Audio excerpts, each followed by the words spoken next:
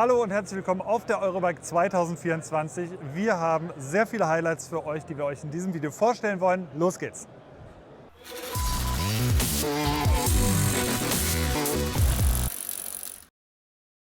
Wir sind jetzt hier am Intent-Stand und wie immer gibt es bei Intent viele kleine spannende und auch ein paar größere spannende Lösungen. Und wir haben hier zum Beispiel einen Teil von der neuen Bremse. Es ist eine neue Trail-Bremse, die ist leichter und das Coole an der Sache ist, ihr seht hier diese kleinen die Kolben, die sind zwar genauso groß wie vorher, sind aber magnetisch und das heißt, man kann einen Bremsbelag einfach hier reinlegen.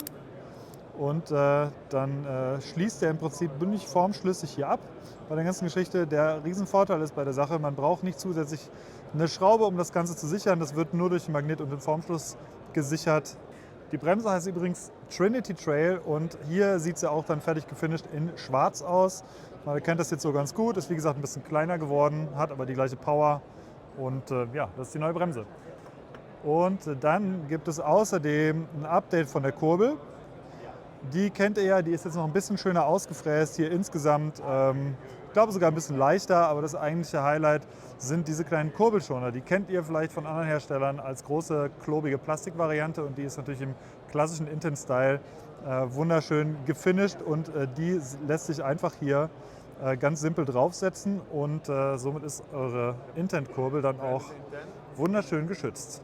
Last but not least gibt es hier diese bekannte Upside-Down-Gabel, die kennt ihr natürlich von Intent. Neu ist die Farbgebung, die wurde von Nikolai weiß gepulvert und ja, jetzt wartet Intent erstmal auf Reaktion, ob das angenommen wird und wenn ja, wer weiß, vielleicht wird es die auch zukünftig in weiß oder anderen Farben geben.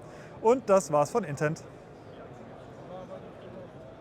Wir sind jetzt hier am Scott-Stand und neben mir ist ein Scott Solace E-Ride. Es ist ein E-Bike, aber ein ganz besonderes E-Bike und zwar wurde es von Dangerholm designt und aufgebaut und erdacht. Und Dangerholm kennt ihr von verschiedenen verrückten Radprojekten, sei es das leichteste Bike oder das verrückteste Bike oder eine besondere Farbe. Hier gibt es auch eine besondere Farbe, ist natürlich ein Carbonrad, aber ist in so einem absolut abgegammelten Rusty-Style lackiert und gleichzeitig, es reicht eigentlich, wenn du mal drüber filmst, wie verrückt das Rad ist. Man hat hier diese, ja, keine Ahnung, wie viele Brücken diese Gabel hat, sehr viel Verstärkung, ganz besonders auch die Scheibenbremse, da sollte man nicht seinen Finger während der Fahrt reinhalten. Ansonsten gibt es hier noch diverse Getränkehalter, die auch im Mad Max-Stil gehalten sind und so viel reicht eigentlich schon zu sagen zu diesem Wasteland-Fahrrad von Dangerholm am Scott-Stand. Ich hatte es gerade angekündigt, es gibt noch ein zweites Bike von Dangerholm und zwar ist es das Scott Scale RC. Und das Besondere an diesem Bike ist, dass es als Sub-6 Project gerade mal 5,86 Kilogramm wiegt. Steht auch hier so drauf, 29 Inches, 100 mm Federweg vorne, ist wirklich aufs Äußerste reduziert, kein Lack, alles in Carbon, selbstverständlich, super leicht, also es lässt sich wirklich easy peasy hochheben. Und ja, das ist definitiv ein Highlight, Scott Scale RC von Dangerholm. Ich fand es beim Sea Otter schon cool, ich finde es immer noch super cool, das Track Session, die da in dieser wunderschönen Chromlackierung. Ja, ich kann gar nicht viel zu sagen, außer dass es natürlich mit den neuesten SRAM Access Komponenten bestückt ist. Natürlich kommt die ZEP auch hier komplett in der elektronischen Ausführung und die ganzen anderen Komponenten sind natürlich auch fully specced Access.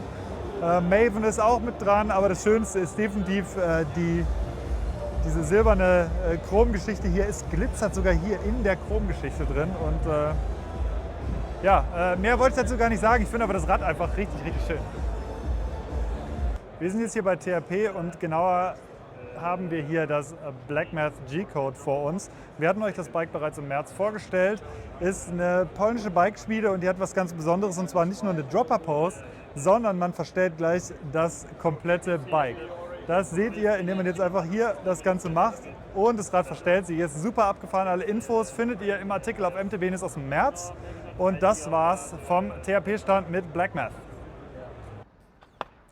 So, das, was ihr hier gerade gesehen habt, ist die neue Variostütze von BikeYoke. Wir haben nämlich die Jungs von BikeYoke gerade getroffen und die haben tatsächlich direkt mehrere Produkte im Programm, die wir euch jetzt in diesem Video kurz vorstellen wollen.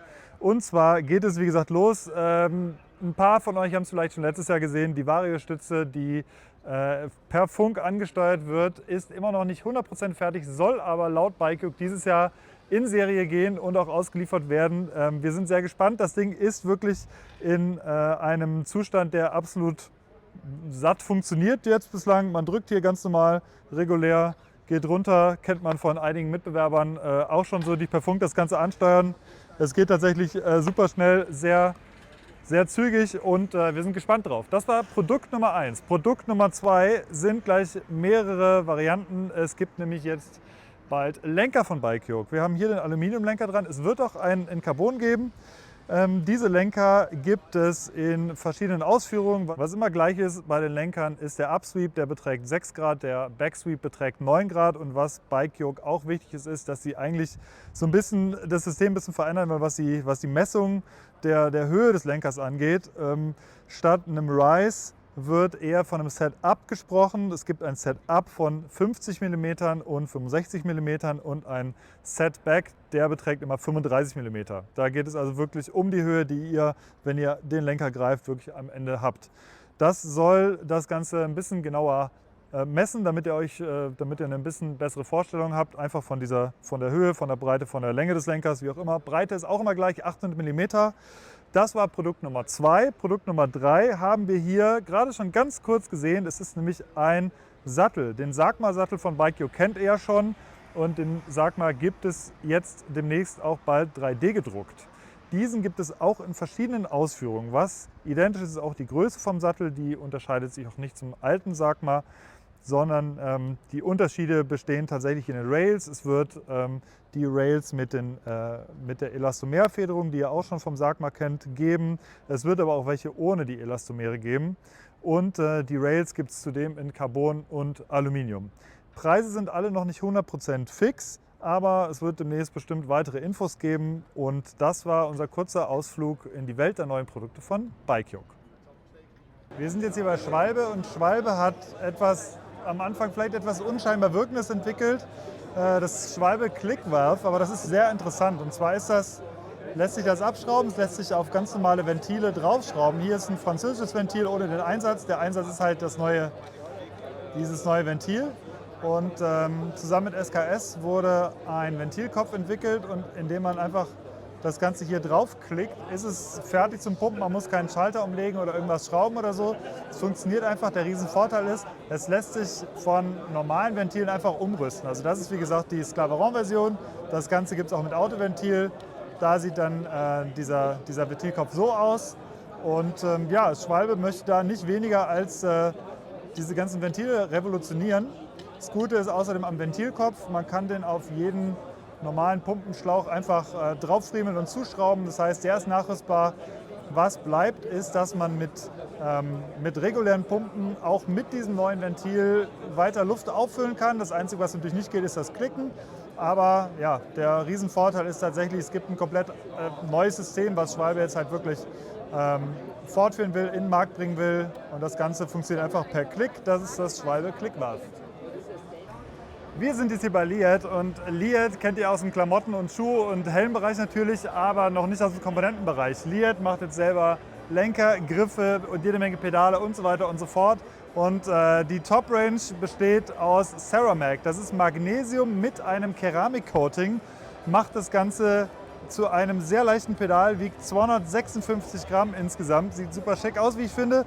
Deswegen mit in Highlights. Das gleiche gibt es natürlich mit Ceramac auch beim Vorbau beispielsweise. Und jetzt gehen wir noch ganz schnell rüber, denn hier gibt es noch was Besonderes und zwar ist das eine Einstiegsvariante als Outfit und das Besondere ist, das Outfit bestehend aus Shirt und langer Hose kostet 99 €, was ziemlich krass ist, wie ich finde, und deswegen ist es in Highlights drin. So, der Tag ist rum, wir haben jede Menge Highlights gesehen. Ich hoffe, ihr konntet ein bisschen was mitnehmen aus diesem Video. Das war's von mir aus dem Highlight-Video. Nicht vergessen, Cycling is the future. Das gilt natürlich weiterhin. Bis dahin, mach's gut. Ciao.